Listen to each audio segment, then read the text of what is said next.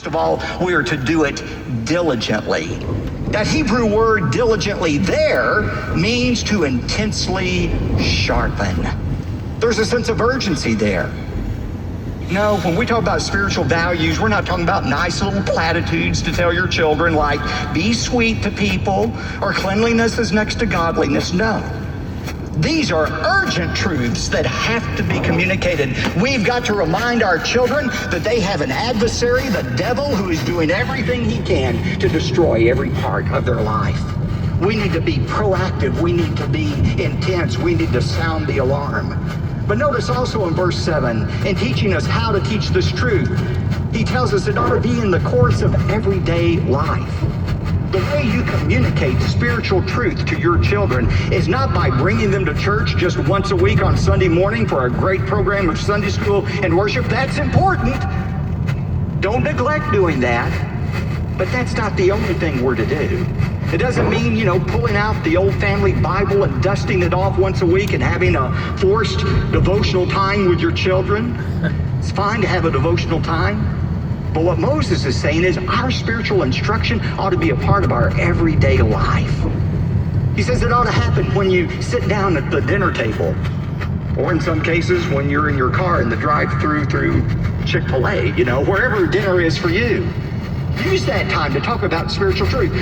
When you're driving someplace, use that time. Use natural conversation to talk about spiritual truth. When you're sitting around and watching a television program that maybe goes against God's truth, use that as a teaching opportunity. Look for those teachable moments. Number 5, successful parents, the E stands for exemplify godly character. They exemplify godly character. Perhaps you've heard this saying, some truths are better taught than taught.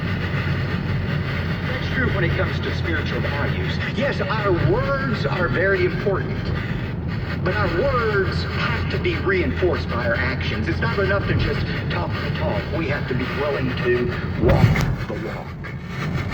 That's what the Bible is talking about here as well. We need to exemplify godly character. One time, a number of years ago, I was preaching a message in my last church on how husbands can meet the needs of their wives.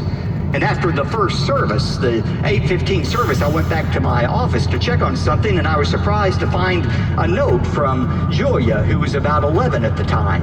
And she had been in the first service, and she said, "Dear Dad, that was a wonderful message. Now, here are some ways you can apply it in our family." And then she listed about 4 or 5 suggestions. Guess what? They were great suggestions. And she was listening to what I was saying. She was listening, but she was also watching in how I lived out those truths in my life. I'm not the only one. Your kids are listening, but they're also watching. That's why Moses said, look at Deuteronomy 6. Go back to verse 5. He addresses parents first. He said, parents, you can't give away something you don't possess. He says in verse 5, you shall love the Lord your God with all of your heart, with all of your soul, with all of your might. And these words which I'm commanding you shall be on, underline that, your heart.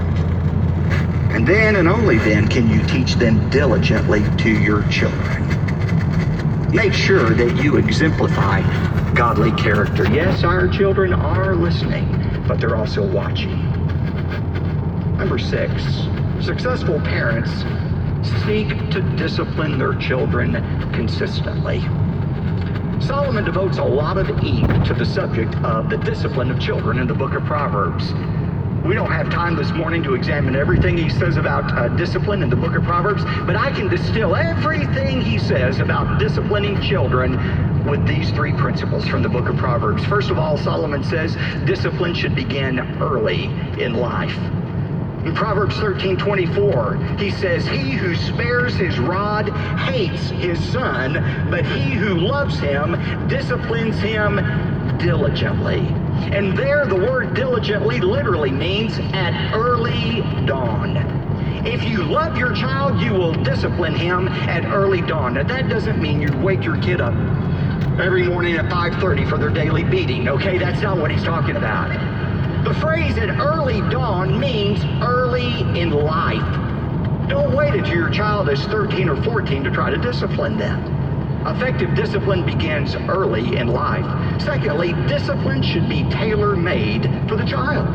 It needs to be tailor-made for the child. You know, there's this running debate in Christian circles and educational circles. What's more effective, physical corporal punishment or verbal reproof? The answer is yes. Both are effective.